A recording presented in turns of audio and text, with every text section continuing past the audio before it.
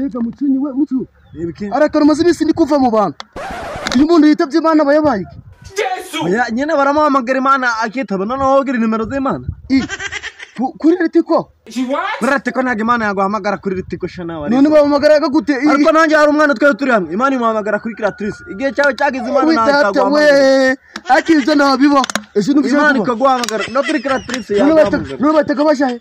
Iwande. Imana iguhamagara nyine mushaka kugahuriza. Nimuja muganira ikongera ikigendera none yakujana. Ngo sha. Wose Imana yaguhamagara. Oya nyine ndacishamo nomero za nimbuzi yose yego. Cyose none ikigaragara wamwe no wari bruto. Nyine avuga kugira inshuti nkawe ni nko kugira iki. None mucu kino ndicabanga mikuru tubaye hano ntabwo waje bavuga yijwi rikabago. Muconye. Abwo uranyibuka. Ari gende byo ntara mu musozi urukomba. Abantu uhagaze haraje waye tukora mu ijuru.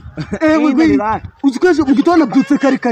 Bona marayika Bikira Maria ari kuja simbukira umugozi hara uri ikigo wanjije wabona marayika.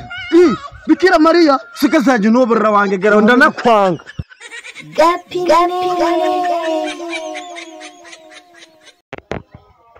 Reka mwengwereka urukumva amafaranga ganje urukumva waravuze nawo ejo wanyoje ni mwezi biceri byanje 500 ugiye kunyigisha gukina ingarita none ndabimenye bwakaje ndakigenda nduza akanje by'ibihumbi 10 byo nibyo mama ariko amafaranga wibye bari bagajana